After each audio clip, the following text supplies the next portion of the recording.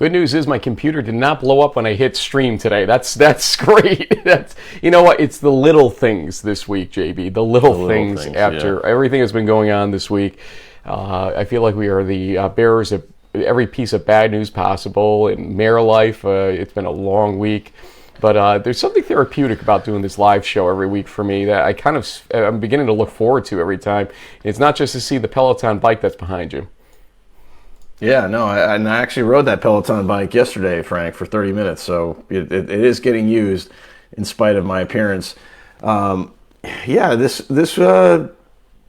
week has been a little topsy-turvy. It's been tough, with the loss of Lenny, and then you put out a tweet on Wednesday about the loss of one of the Muhlenberg parents. It's been a rough week. It's been a rough couple of days, however you want to put it. But hey, we're here. It's Friday. We're on the verge of week 8. We're getting to the final 4 weeks of the season. And it's actually kind of cold here in Florida. I'm wearing the sweatshirt that I got from Coach Palaz from Montclair State. Less than 60 degrees. Feels like fall. I'm loving it. Well, this color that you're wearing is going to have a lot of discussion, I think, in this show. It's a little deeper red, or should be deeper red looking than it is on this screen. But a lot of red and maybe some Mises or moose, if that's the plural. We'll have a lot of discussion about that. We'll also have some discussion about a big game in the Midwest, Albion facing Trine. And Trine's been keeping me afloat a little bit the last couple of weeks, although we matched on the call last week. The prior week, they gave me a little edge on you. So, I'm curious to see what our guest has to say today. So scheduled to appear will be Kyle Naif from Trine, the inside linebacker. But nonetheless, folks, this is week number 8 of season 15 of In the Huddle.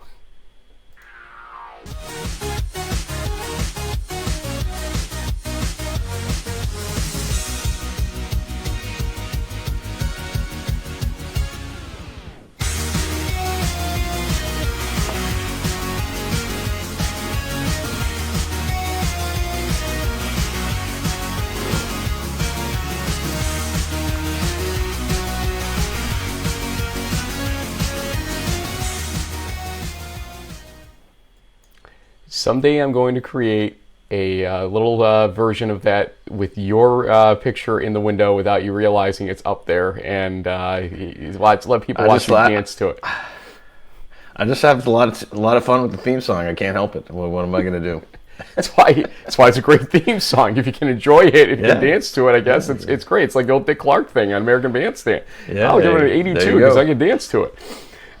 Anyway, so here's some things I can dance to. First off, Ballston Spa High School has a huge game tonight against Burn Hills Ballston Lake, which is a crosstown rival, and a win will give them, I believe, entry into a sectional after the season's over. So I will not be going out to Buffalo State. Sorry, guys. Mayor duties call. Plus, it's nice to sleep in my own bed on a Friday night once in a while. That's a game, one of the rare Friday night games left until we get to week number 11. The only one. Week 11, there's 2. The there's Rowan and... that's true. There's the double jersey. Yeah. Mm-hmm. Yep. Yeah. There are. Yeah.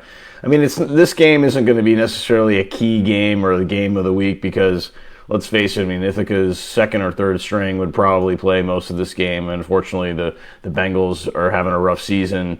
Ithaca is rolling. This will be a little tune-up for them, but, it bears mentioning it's the only game that's on tonight, so there you have it. We have the rare double match going on, our games of the week in each region, but I also do want to flag this Wilkes versus Delaware Valley game because Wilkes has quietly only amassed 1 loss in this season, I believe, to Lev Val earlier this year, and so Wilkes, going in a little upstart to Del Val, but you look at their schedule that they've played so far, not really that strong. So I don't expect miracles against Louis Barrios IV and company of Del Val, but I'll let you go through the rest of regions 1 and 2. Well, obviously we like the game that's going on in D.C. It's our Region 1 game of the week with Merchant Marine at Catholic, and I know that should things have panned out otherwise, maybe you would have made the train ride down there to check that one out, because that's a big game in the new MAC. Endicott, it has to travel all the way up to Maine to play UNE. It's one of their longer road trips. I mean, the Gulls got into the top 25 this week in the coaches poll. They deserve that ranking, in my opinion, the way they've played this season. And so we'll have to see if UNE can maybe trip them up. But the Gulls have been rolling. They've been looking great. And then in the MAC, we have Val versus Kings. Kings very quietly flying under the radar. They only have one loss this season. I think 5-1, 6-1. They're doing really well. And same thing with Wilkes and Del Val. It's another great MAC matchup. And then the game of the week for Region 2, you'll be there with the Chicken Riggies. Cortland versus Utica, basically for the Empire 8 title. And then Westminster. Can they trip up a Grove City team that may have Pool C potential, but just given the huge pileup of teams in Region 2, they may not quite make the cut. But at least we know our friends from the ECAC will be having at least 3 or 4 bowl games. If for some reason Grove City doesn't get an invite to the tournament, I imagine they will be hosting another bowl game down there in Pennsylvania. Yeah, it is an interesting situation developing in Region 2, and now this whole 7 teams in a region being ranked in a region that has 5 conferences is really bad timing for Region 2 right now, because how do you handle this? How do you realistically rank teams like a Grove City and give them an opportunity to really be looked at as equal in this whole process across the country? We'll see what happens, but what is really becoming interesting is that this is the Region 2, that you'll see more 1 and 2 loss teams of strength, but especially 1 loss teams of strength that compared to the rest of the country. I think this is going to be the highlight region, but whether or not the committee thinks the same in terms of the overall strength of it will be an entirely different story. Excuse me, coming through. You and I are both a little hoarse today. I'm not sure what's going on there. But I was screaming at a volleyball championship match last night, so that's my excuse anyway. How'd it go? We took the number 4 team in the entire state of Florida to the limit. Unfortunately, our girls came up a little bit short, but they still finished runner-up in the district championship, so we'll take it. We won a set, which was great, against a team that's really barely lost all year. We'll probably see them in the regionals again. It was a good confidence builder. We'll get them next time. There you go. I like the spirit. Let's go to a spirited set of regions here, Regions 3 and 4. And that Berry versus Trinity game is something that I'm a little bit interested to watch, to see if Trinity bounces back well after their week off following that big to-do versus Birmingham Southern. You cannot sleep on Berry, especially with their new quarterback, who looks like a pretty good mix out there. It's tough not seeing Gavin Gray in the pocket, but at the same time, life does have to move on the football field, and they're doing so at Berry. What do you think here as we begin to look at this region? Well, yeah, and for the longest time, Berry was the team in the SAA, and Trinity's kind of been an upstart in the last year or so, and so I think the Vikings feel like, hey, we can pull this off. They won by a blocked extra point on the road last week. Maybe they can do it again. So we'll have to keep an eye on that one. That would have major national implications if Berry is able to pull off the upset.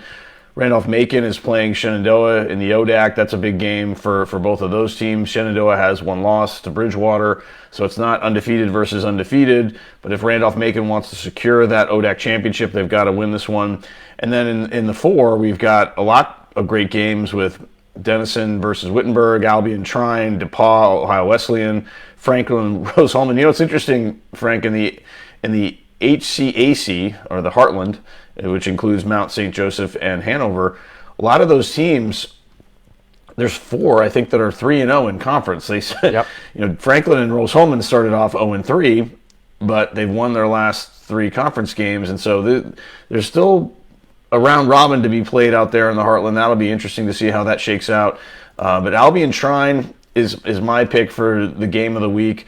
Albion seems to be in control of its destiny as far as the MIAA goes, but Trine pulled off a pretty big win. They knocked off undefeated Olivet last week in like triple overtime. A guy I think we're going to talk to in a minute. When I was watching back our crunch time replay, he was in on some of those tackles at the goal line that made a big difference. So let's see what happens. I can see, it's Friday morning. Not everybody schedules classes on Friday morning. They want to sleep in, especially on a football weekend. But I see a man who's got the hair slicked back. He's ready to go right now in my preview window here. So I give him a second to settle in his chair and then bring in Kyle Naif from Trine University. Now, Kyle, first off, I got to ask you, we were trying to get the pronunciation this morning, but nobody gave it to us. So I want to make sure, is it Naif? Yeah, it's Naif. Okay, sir. You're a big guy. I don't want to upset you because you'll find me and that'll be the end of me and all that stuff. But congratulations so far on how things have gone this season. But I'm going to read you a little snippet of what I wrote in Quick Hits today. I actually, to maybe give away what I'm picking later and save some time, which top 25 team is most likely to be upset? I picked number 20, Albion versus Trine. And I write, Trine needed to lose versus Alma.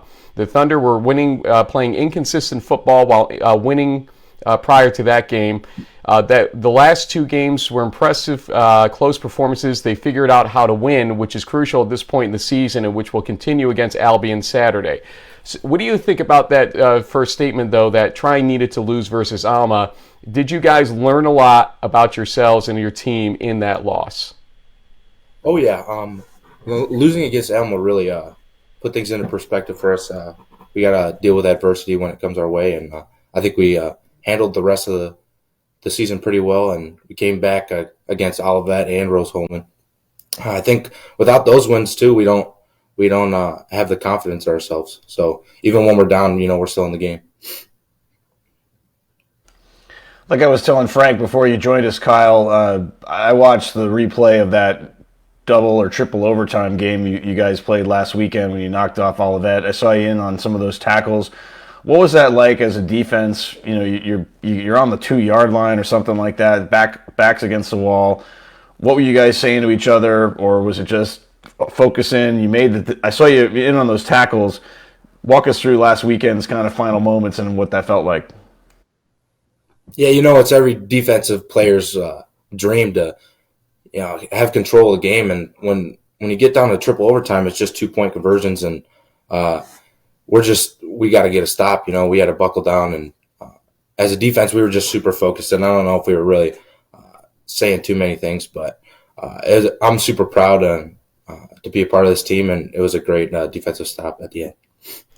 I'm glad that you knew it was 2-point conversions because the web stream guys did not know what the heck was going on in overtime. It was kind of funny to watch develop for the Olivet guys there, but I think they were handing them notes as people would hear them saying they have to go for 2 in the second overtime after a touchdown, and then it's just 2-point conversions in the third overtime, which is a change over the last couple of years compared to what we were used to with the old SEC 7 overtime games in the 2010s that we all knew and loved, and I'm sure the players hated.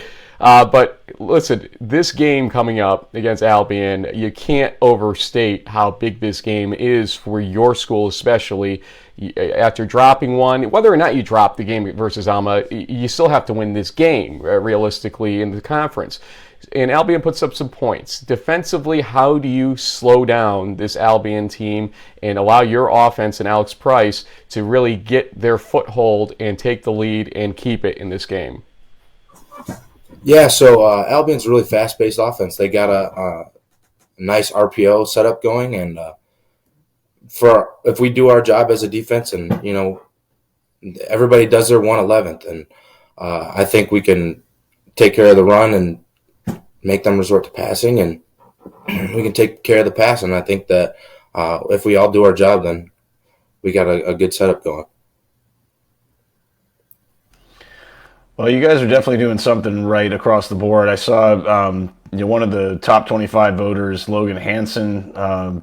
He has the MIAA. Some of your strength of schedule numbers are through the charts, so you guys are not taking the easy road. But I guess maybe to sort of have a little fun here, Kyle, since you go up against them in practice every day, can you comment on your running back Zane Kirby's hair? Does he have the best flow in all of Division III, or maybe even the country? Should he have an NIL deal with Head and Shoulders or something? Because I mean, that guy has got like a mane of something that I've never seen before. Can you please comment on that? Yeah, he's got quite a head of hair. He's got like a Troy Polamalu-esque fro going on, curly hair, and I do think he should have an NIL deal with Head and Shoulders. That would be awesome. My oh my! When the serious show takes a left turn here on Huddle. But okay, as JB was talking about this four-way race in the MIAA, or in the Heartland rather, but similar in your conference, this is still a wide open conference in a lot of people's minds, and there's some discussion about Pool C opportunities as well for the MIAA, which you don't necessarily hear every year. People don't give you a strength of schedule rating that people really want to hear about.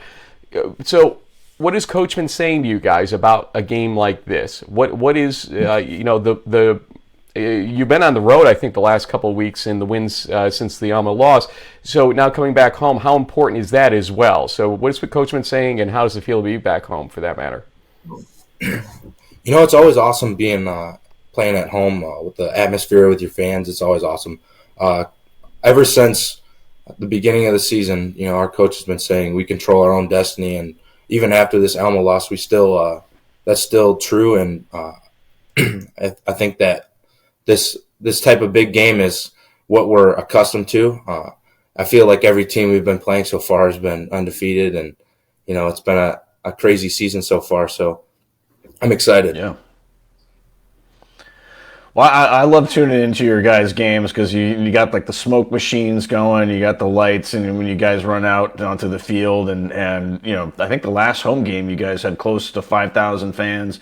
I mean, it's like a very electric atmosphere. Is that kind of what you're expecting for Saturday? Oh yeah, I think it's going to be a pretty big crowd. Of course, we have the smoke machine every game, and it'll be a loud and crazy atmosphere. So a little bit of Thunder, Frank. Yeah, no kidding. A little bit about Kyle. From what I understand, you are looking in the engineering field after graduation, is the rumor I hear, and that means you're a pretty smart dude over there at Trine. What is next for you? Because you're listed as a senior, but we can no longer tell on these rosters who's got a year left, who doesn't. So, what is the future after this season for Kyle Naif? So I am a senior, like a legitimate senior right now. I've been here for 4 years, and because of COVID, I do have an extra year, but that is a big decision that I have not made yet, and it'll take a lot of thought. So, well, you and a Kyle, lot of other people have that. Yeah, and Kyle, I don't know. I mean, the rest of the country may not realize this, but Trine was one of the very few colleges, period, that actually played some games in the fall of 2020. I think you guys had 4 or 5 games. Your university sort of went above and beyond to really try to get you guys on the field. What did that COVID season feel like for you guys? And kind of looking back now, I mean, it's a couple of years removed, but what did that season kind of mean to your team? The COVID year was a little weird.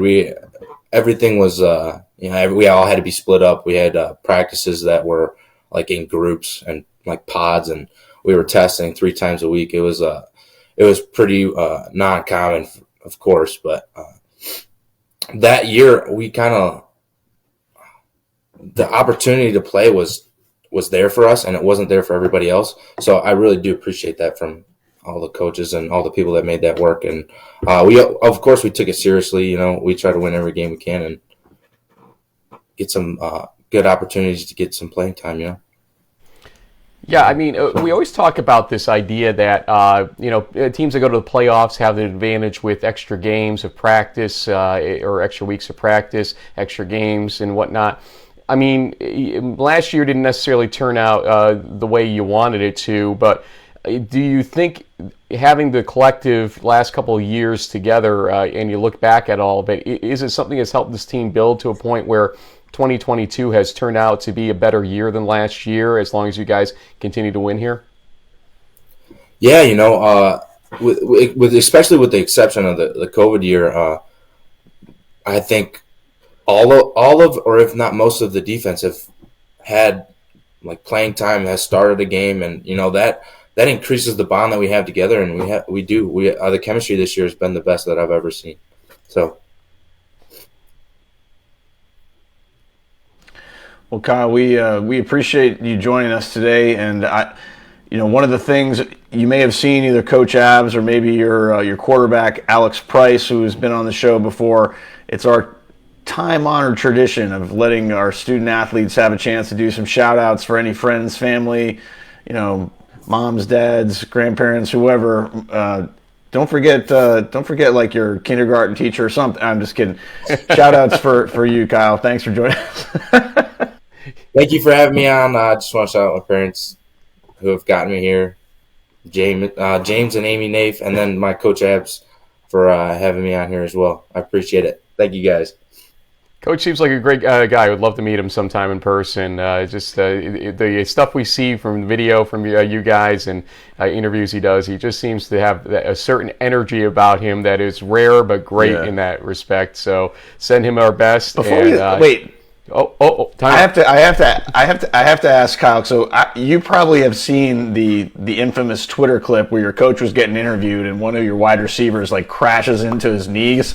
What were you on the field when that happened? Like what? I mean, fortunately he was okay, but like that was like the craziest thing. No, I said fortunately, Frank. Come on, tell us a little bit about that, because that was crazy to see like the coach just standing there and all of a sudden like, ah! Yeah. So that was the beginning of the year.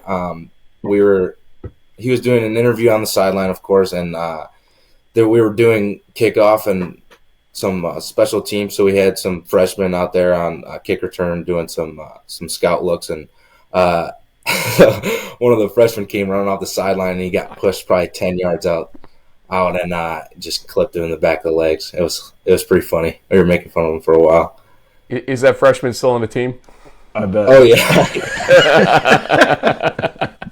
Poor guy. He'll be a future guest in the huddle, I think, Frank. We'll have to get him on. A little bit fractured. But anyway, Kyle, we appreciate you joining us. Good luck this weekend against Albion. Obviously, I have a slight rooting interest because you know how I'm picking today, and I need to gain 5 games back against JB. So I don't know if he's going to pick you guys or Albion later. Stay tuned to the show during predictions. But you guys have been helping me stay afloat here, so win this game. Absolutely. Thank you for having me on. It was a blessing. Thank you. Thank you.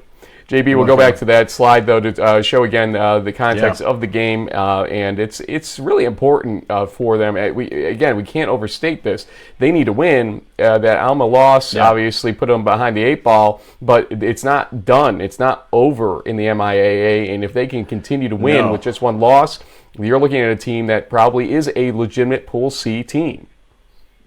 Well, or they could maybe pull off the conference championship in the tiebreaker situation, because Alma still has to play, I think, Albion and at least one other team that's in contention there. So anything's possible. I mean, this could be a path to the championship and a Pool A bid. It's not just Pool C. The conference is definitely not decided yet. So we'll have to wait and see what happens in the MIA. I got a little update here, Frank, from one of our friends of In the Huddle about there is actually a second Friday night game tonight. Our friend Cuffy Cakes, I don't know if it's Antoni or I can never pronounce his name correctly. Antoine, I think. Antoine Cuff, yeah. Cuff. So yep. and he's a CPA, so he'll take care of your accounting for you. But he says Salisbury versus Christopher Newport is being moved to tonight because apparently one of the field hockey teams, either CNU or Salisbury, is the number 1 ranked team in the country and will be hosting, I think, an NCAA tournament game on Saturday. So we have Friday Night Lights in the NJAC, apparently. So 2 games on tonight. There you go. I'm not going to that one either. I just want to make it clear out there. I'm going to a high school game in Ballston Spa, New York. But I appreciate that information. Got to do the mayoral duties. Yeah, something like that. So let us go. Let's not even. Let's go to regions 5 and 6. What interests me here, we actually have differing answers in both regions as to what our game of the week is. And I think you can't go wrong at any of these 4 games because they are critical. And that PLU Linfield game is very interesting to see right now because PLU is having a decent go of it. Obviously, they're not the PLU we remember from the early 2000s type of situation here by any stretch of the imagination, but they are looking to get a foothold, and what better way to do it than against Linfield? But go Region 5 first, and then we'll talk about Region 6. Yeah, and apparently that that Salisbury CNU game is November 11th. It's not this weekend. So anyway, but I digress. But yeah, I mean, North Central versus Wash U is the de facto CCIW championship game. I mean, I think Wash U still needs to play Wheaton, which will have an impact on Pool C.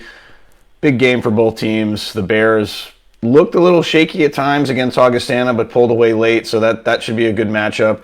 Chicago lost the game. Ripon is still undefeated. They were able to hang on for a 2-point win over Lake Forest and controls of their destiny in the Midwest Conference. Their coach is on his farewell tour, so there may be a little extra added emotion there with that team. And then, this Whitewater-Platteville game, Frank, is interesting because of Platteville's wins that they've had of late with River Falls, and I think they also, they beat... They're destroying St. John's. Yes, they beat Bethel when Rossi was out, but they're destroying their own conference. If they were to beat Whitewater, you have just got a complete disaster brewing in terms of a Pool C opportunity in that conference. And so a blank show, as we would say.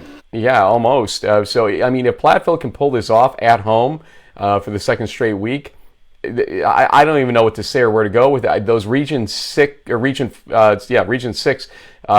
rankings eventually that come out, the ones that we actually see rankings on, will be very interesting to see if any additional WEAC team gets ranked beyond the team leading the conference at that point, because they might all have 2 to 3 losses ultimately. And I mean, we're in an unheard of territory here where everybody assumes a second WEAC team gets in through Pool C, and yet will they really dig down to 2 to 3 losses, 3 losses in this type of situation if there are a bunch of one-loss teams of quality out there? I don't know. This is going to be very interesting to watch play out. And I was thinking, actually, Frank, I mean, in Region 6, the reality is that probably Linfield will be the only team to finish undefeated. I mean, they have to get by PLU, which is a good team, and certainly not something they can overlook. But I know the first set of rankings will be alphabetical order, so we won't really know. But I was realizing that there's still a possibility that Linfield, if they don't necessarily score enough points or whatever, that they could end up, even as an undefeated team, be ranked below some other Region 6 teams that have 1 loss, maybe more. I don't know. We'll have to wait and see how that shakes out. But this is a big game for the Wildcats, something they can kind of keep sort of proving themselves to the nation as a legit number 1 seed potentially. We'll have to wait and see how that plays out. And then out on the West Coast, we have a couple of late games with Pomona Pitzer, who, once again, very quietly under the radar, only has 1 loss, and they could potentially win the SCIAC. Laverne, Redlands having a rough year. We'll have to wait and see how that one plays out. So today we only have one hype video to show you, and JB picked it out, and I'll let you introduce this from Mr. Tony Maldonado. This guy is hysterical. I mean, I imagine we're around the same age because the portrayals of like the Hulk Hogan, who is probably the most Florida guy ever, but he's an '80s guy through and through. The references with the House of Dragons. I mean, just he puts together these little hype videos for the Pioneers every week, and they're really funny. I saw this, I cracked up. I was like, we got to put this on the show. Here we go. Big Tone here for another week of the Musa Mania Minute. Here we go. 6-0, another week, another challenge. The old saying goes, in order to be the man, you got to beat the man. And there is no doubt that is the defending champs, the Cortland Red Dragons. We currently have a live feed from an undisclosed location. Let's see what the people think. Dracarys! Easy there, big fella. Let's put those dragons away. Dragons don't matter here, brother. Because we got the General Braden Z in the air raid offense. We got Henry Warren in the dark side defense. What you gonna do, brother? What you gonna do when all the Musa maniacs, the 12th man in the herd, run wild on you?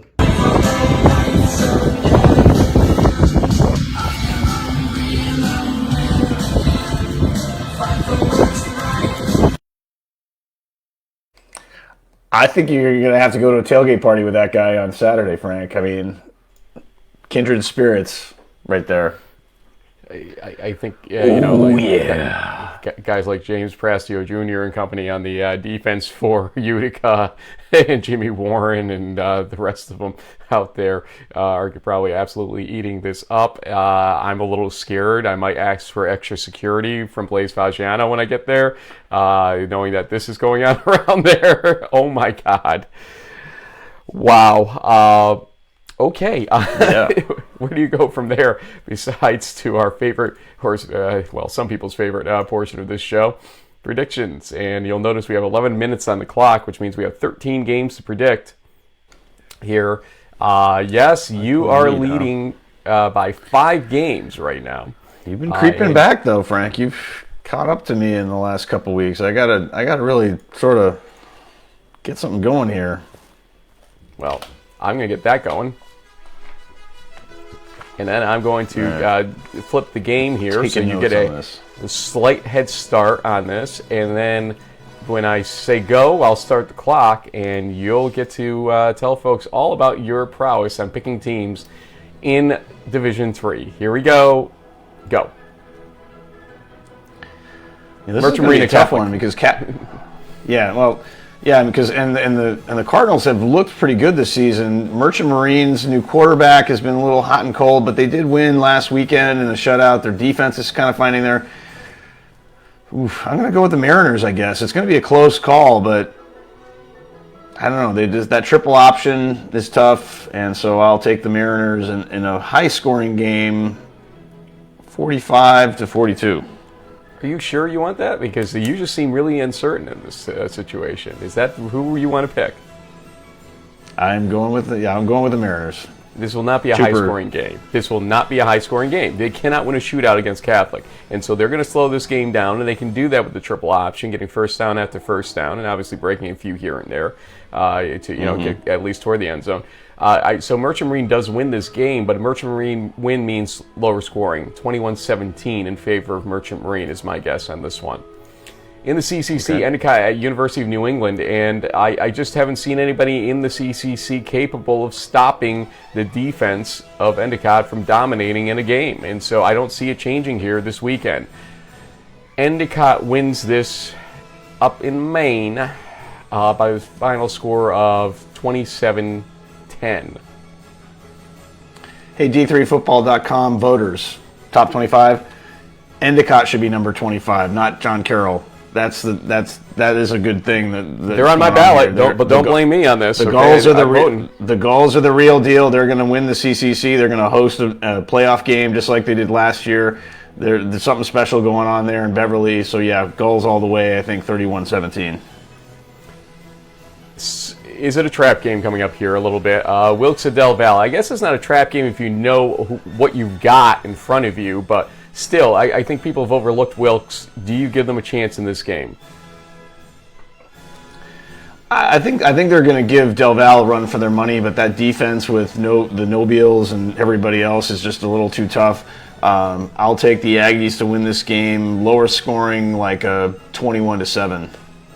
The real difference maker for me is Louis Barrios IV, because we didn't really see them having a quarterback of great value this season necessarily to give that offense a shot in the arm it needs. Yeah, he's been doing a great job, and so I think he's consistent, and that's what they need right now, consistency as they start to get ready for probably the playoffs. So I'm going to give Del Valle the advantage here by a score of 37-17. Okay, let's move over to Region 2, Cortland at Utica. I believe Cortland still wins. No, it's Cortica. I believe Cortland is going to win this game. I mean, Coach Fitzpatrick, I was going to say Fagiano for a second. Coach Fitzpatrick knows how to win these games. This is not strange land for them. They have had varying success in these types of games, though, over the years. And, we've seen them fall off from the mid-season undefeated stretch that they've got. But Utica, this is new. This is completely new air for them. To have this sort of, drama behind a game, new. Cortland wins it because it isn't new to them by a final score of 34-30. It's going to be close.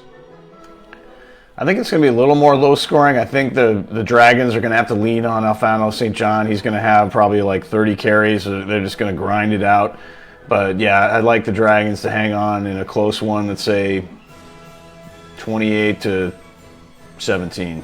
It's going to be one of the lines. I really think the lines will be where it is absolutely one here between these teams, as most games are anyway. Staying in Region 2, Westminster at Grove City. Go ahead.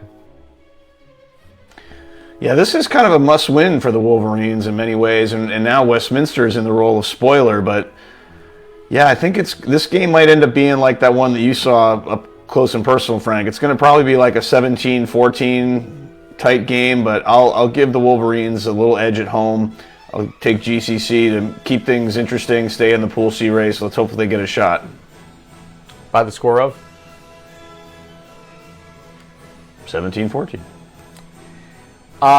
First off, we never really did say Cole Kanichka. We hate seeing your season end the way it did with the ankle injury. I mean, that's horrible. And I know it was a stretch of games that you were not thrilled with yourself, and you were trying to end strong in your career. But don't lose perspective here. You've had a great career. You're a great player, a great kid, a great guy, whatever you want to call it. But we do appreciate you, Cole. I remember when you sent in your video for the spring season, what it meant to you, how yours was one that stood out indeed a couple of seasons ago. Having said that, I need a game on you, and I think this is one where I can find it. Westminster upsets Grove City. This is going to be one of those weird games where the Westminster defense probably has a big stand at the end by the final score of 27-24.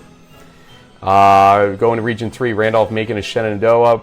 It's tempting to pick an upset here as well on the road they're against Randolph-Macon, but I think Randolph-Macon can handle the road scenario, and so I'm going to give them the win here, 32-20. Yeah, I'll second that. I think the Jackets are the team to beat in the ODAC, and they'll swat the Hornets 35-17. Ha-ha, Barrier Trinity. I think the Tigers at home, coming off the bye, are going to be rested and ready to go. Tucker Horn and company will win this one, I'll say 28-14, lower scoring game. This is an interesting game for sure because with the break, with all the drama behind the last win and everything, Trinity, you hate to see yourself lose momentum, but it is nice to lick your wounds a little bit in that situation as well, because that was a knockdown drag-out fight against Birmingham Southern 2 weeks ago. So, I really want to see if Trinity responds and does what they're supposed to do as a number 5 team in the country or whatever they're at this point nationally. So I'm going to say Trinity wins. I'm going to call it a 28-17 game. But I'm not going to be shocked if Trinity's not trying to scurry in the fourth quarter to actually get that win. This is another, as you said with Westminster playing spoiler, Barry loves to play spoiler as well, I believe. And so watch out for that one. Albion at Trine, I've given you my idea already that I believe Trine's going to pull off the upset at home. Finally, to be at home after pulling off 2 road wins is great for them in this situation, I think. And they win this game 31-27. Yeah, I mean, I feel like the Thunder are going to do that too, but I guess just a little gamesmanship here. I'll pick Albion just to see if I can't, extend my lead a little bit there. The Brits have been pretty solid, so we'll see what happens. But yeah, by the score of 35-31. Okay, the same area in scoring at least. Excuse me. DePaul at Ohio Wesleyan. Well, speaking of Tigers, I think these guys are going to come out and they'll take care of the Shops. I think their nickname is the Bishops of Ohio Wesleyan. So yeah, I'll take DePaul in a low scoring, let's say 17-7 type of game. Yeah, the Battling Bishops to be exact. Thank you to D3Football.com. Battling Bishops will put up a fight here, but I think DePaul is the real the real deal in this game, per se. Now, granted, the NCAC is another one of those conferences that could be a real mishmash in the next 2 weeks, and we don't know where it's going. But right now, I'm going to give DePaul the advantage in this one, 27-17. Next up, North Central at WashU. Do I think that on the road, North Central is in a tough spot here? No. We'll just leave it at that. North Central wins this game 52-20. Oh, wow. Okay, I think it'll be a little closer than that, but yeah, 48-28 Central from the north. Chicago at Ripon, go. Yeah, I don't know. It seems like this Ripon team with their coach retiring is on a mission. I think they're going to upset the Maroons a little bit, even though it's not really an upset because they're the undefeated team. Chicago has a loss. I'll take this one 17-14. Ripon held themselves together well last week when they probably should have lost the game toward the end, as Lake Forest seemed to have a real control in that fourth quarter, or was trying to at least get that foothold. Ripon really did impress me in that period that I got to watch of that game, and so I think that type of experience in a close game, and this will be a close game, is going to be key for Ripon at home. Ripon wins this game 21-20, close one. Whitewater at Platteville. Will Platteville create chaos of a previous unforeseen scenario, or a previously unseen scenario, I guess is what I'm looking for. The answer is no, they will not. Whitewater wins this game by the final score of 27-14 as Evan Lewandowski finds a way through that Platteville defense. Yeah, I'll take the Warhawks. 28-17 seems about right. Packloot at Linfield. Yeah, I think this is the Wildcats. They kind of need to make a little bit of a statement here to keep them at the top of that Region 6 seeding, kind of thinking down the road. Packloot is a solid team, but I still think Linfield pulls away late, wins 42-21. That time's up. I can't even give you my answer. No, I will tell you that Linfield wins by the final score of 35-14. And that should do. That is it for these games. That's it. Yeah, we didn't disagree on much. There's just a couple, so we'll have to see if that means you pick up some games or not. Well, if I pick up a couple games, I think we're in a position then where it's completely reachable. If I lose a couple games here against you, I think I'm in deep trouble, and we'll see where that goes. We still got plenty of weeks to go. We got 3 more weeks of the regular season after this weekend. We got playoffs. Yep. 31 games in the playoffs only to predict. We will usually predict all 16 games on week one. It's like I got a lot of sun here. Yes, you do. It's coming in. So I guess that's the sun trying to say get off the air and come outside.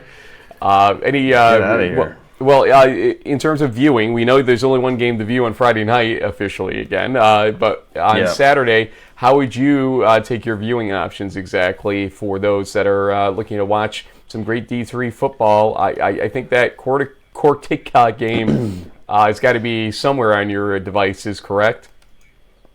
Yeah, I think probably at noon I would tune into Dennis and Wittenberg. That's a good matchup out in the Midwest. And then at 1 o'clock, good luck. There's so many good games kicking off at the same time.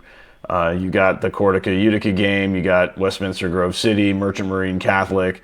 All the games that we've talked about are pretty much kicking off at 1. 2 o'clock, you got Barry and Trinity. And then out in the Midwest, North Central WashU is at 2. Whitewater Platteville's at 2. you can catch Linfield hosting at 4:30, and then later on you get some of the night games out on the West Coast. But for the most part, it's going to be a little more of a condensed slate. So you're going to have to do your multiple device thing, watch on your phone, watch on your flat screen, iPod, pad, whatever you got, and take it from there.